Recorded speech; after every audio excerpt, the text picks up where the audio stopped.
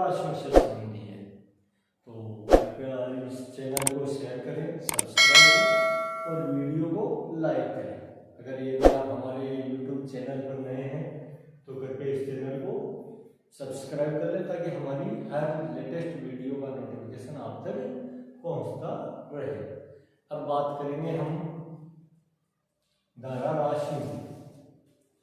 तो धारा राशियों को देखो हमारी चल रही थी ऐसी थ्योरी की शब्दावली, और शब्दावलियों में हमने peak factor, form factor, crest factor, आयाम, तरंग दरी, ये सब हमने पिछले वीडियो में पढ़ लिए थे।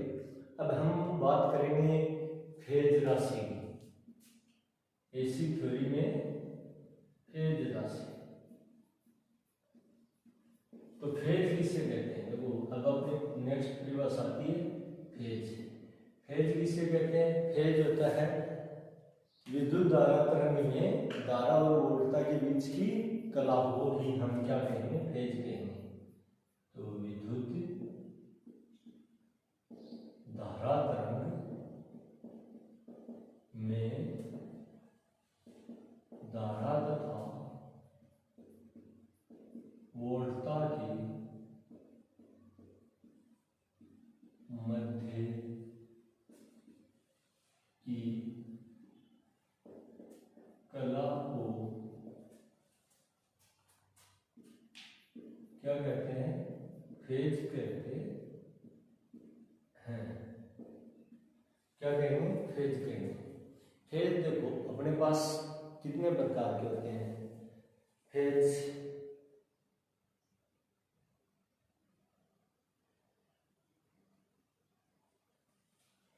दो प्रकार के होते हैं अपने पास। फेज कितने प्रकार के? फेज राशि कितने प्रकार की? दो प्रकार की।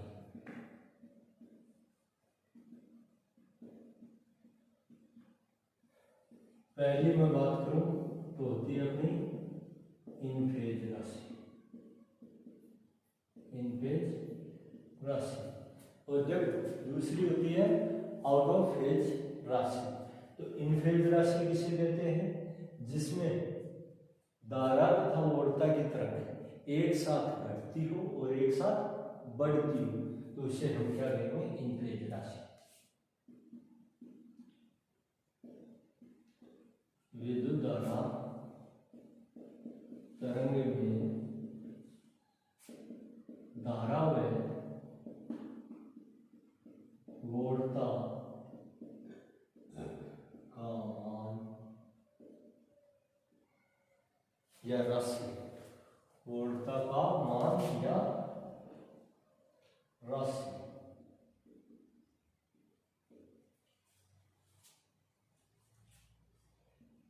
एक साथ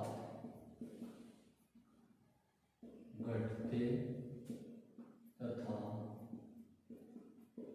बढ़ते हो तो उस धारा राशि को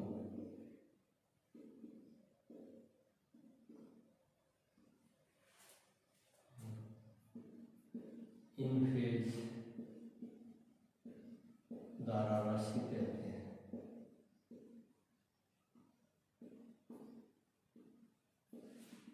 क्या कहेंगे? इन फेज धारा राशि। अब बात करते हैं हम आउट ऑफ फेज धारा राशि की। दूसरी हमारी है आउट ऑफ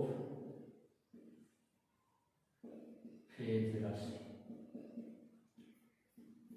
इन फेज में तो क्या था? एक साथ घटते बढ़ते थे, और इसमें क्या है? अलग अलग समय पर। तो विद्युत धारा तरंग में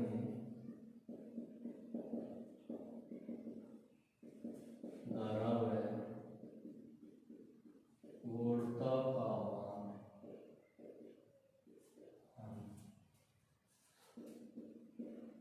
समय के साथ एक साथ घटते बढ़ते न होकर अलग अलग समय पर अलग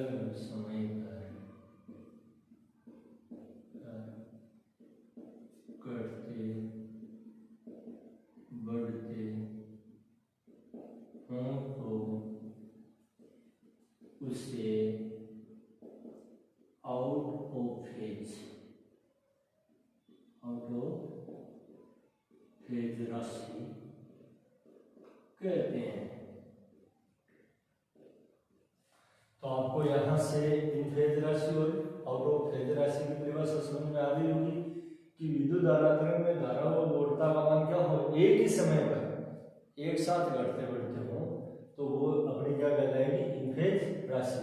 और आउट ऑफ फेज राशि किसे कहेंगे, जिसमें घटते बढ़ते तो हो बट वो एक साथ ना होकर के अलग अलग समय पर घटते बढ़ते हो, तो उसे हम क्या कहेंगे, आउट ऑफ फेज राशि कहेंगे। तो चलिए दोस्तों, आप पहले ये परिभाषा उतार लीजिए, फिर मैं इसको विस्तार से समझाता हूँ।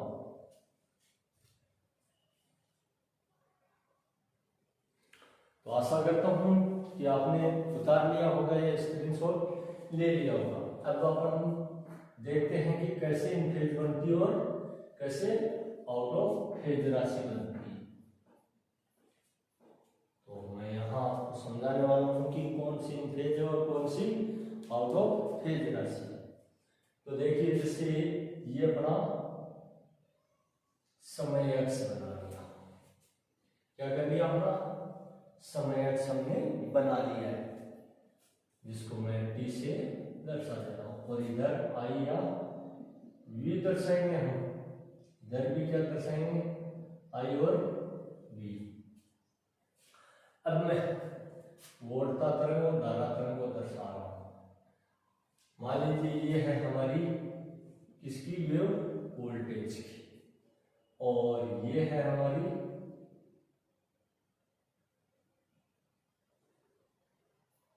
धारा। डॉट डॉट से मैंने किसको दर्शा दिया, धारा को दर्शा दिया। और पर्पल लाइन से मैंने किसको दर्शाया है, वी को। एक ग्राफ दूसरा मैं आपके सामने भी बना रहा हूं, समय अक्ष का टी के साथ, जिसमें आई या वी इधर भी और इधर भी आई या वी। ये तो है हमारी पॉजिटिव साइकिल, पॉजिटिव वाहक, और ये है साइकिल का नेगेटिव वाहक। अब ऐसे ही मैं इधर भी दर्शा देता हूं एक साइकिल। ये तो मैंने क्या दर्शा दी, वोल्टेज की फॉर्म दर्शा दी। अब मैं बात करता हूं किसकी, धारा की।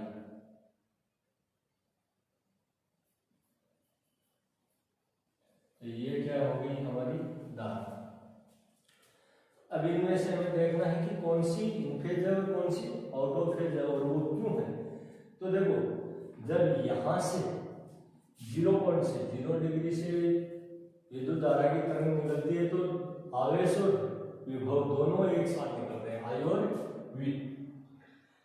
अब देखो, समय के साथ साथ दोनों बढ़ते जा रहे हैं।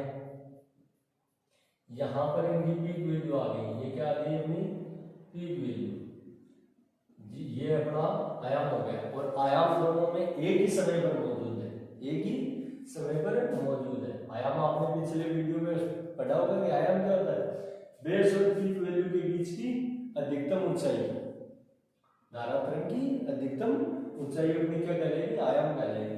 तो ये देखो, यहाँ पर दोनों में एक साथ आ रही है, तो ये हो गई अपनी आयाम की स्थिति। और आयाम क्या हो रहा है, दोनों में एक साथ बन रहा है।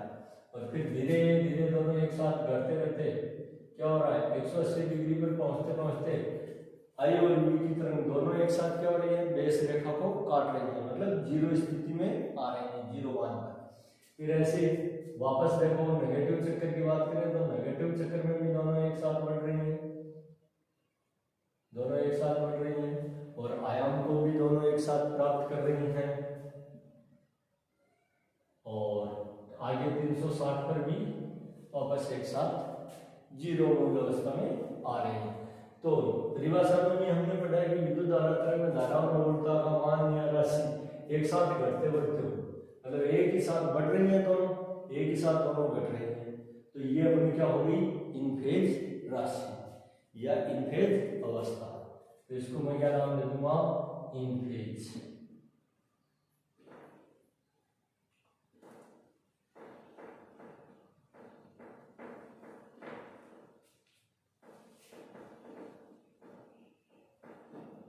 क्या नाम दे दूंगा, इन फेज नाम दे दूंगा, इन फेज। अब ऐसे ही सेकेंड की मैं बात करूं तो सेकेंड की स्थिति में आप देख रहे हैं कि वोल्टेज की जो साइकिल है, वोल्टेज की तरंग है वो 0 से शुरू हो गई है। अब ये तरंग जो बढ़ रही है, देखो यहाँ तक कोई धारा तरंग नहीं है, तो ये तो बढ़ रही है। अब यहाँ आते आते देखो ये तो क्या हो गई, पीक वैल्यू पर आ गई और ये साइकिल अपनी शुरू हो रही है। अब यहाँ पर ये तो देखो धीरे धीरे कम होती जा रही है, ये तो क्या होती जा रही है, कम होती जा रही है इधर, और इधर आई की तरंग क्या हो रही है, बढ़ती जा रही है। तो ये तरंग क्या हो रही है, बढ़ रही है, धारा की तरंग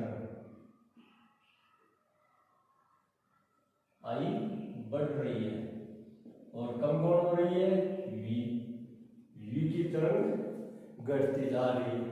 तो ये घट और बढ़ तो रही है, बट एक साथ नहीं हो रही है, अलग अलग समय पर हो रही है, क्योंकि ये 90 डिग्री बाद में शुरू हो रही है।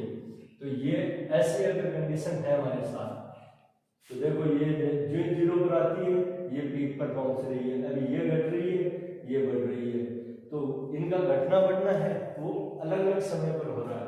तो ये हो गई हमारी आउट ऑफ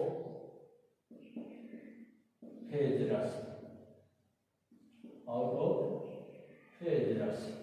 तो फेज को हम 2 भागों में बांटते हैं, एक होता है इन फेज और एक होता है आउट ऑफ फेज। अब इसको समझेंगे कि इन फेज और आउट फेज में किस में फायदा है, किस में नुकसान है, या कौन सा अच्छा रहता है, इन फेज अच्छा रह सकता है या आउट ऑफ फेज।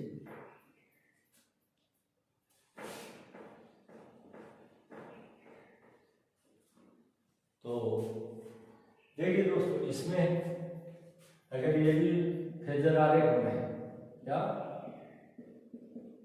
आरेख, तो इन फेज का फेजर आरेख क्या हो जाएगा, आई और पी एक ही समय पर है, तो ये वी और ये आई, ये अपना आरेख हो गया।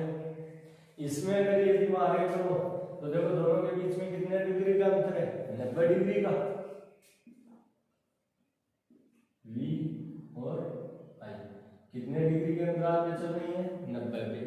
अगर यदि यहाँ पर दोनों के बीच के कोण की बात करो, किसकी, थीटा की, तो यहाँ पर I और V के बीच कोण कितना है, एक ही रेखा से गुजर रही है, तो कोण क्या है ना, 0 डिग्री।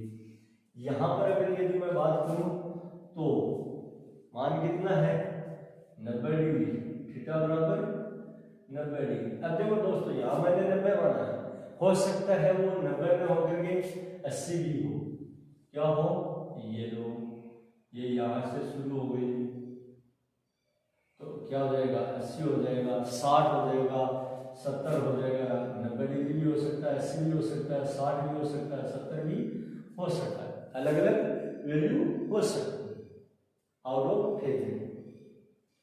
तो यहाँ मैं बेसिकली 90 डिग्री मान लेता हूँ, क्या मान लेता हूँ, 90 डिग्री, आपको कैलकुलेशन के लिए फायदा रहेगा।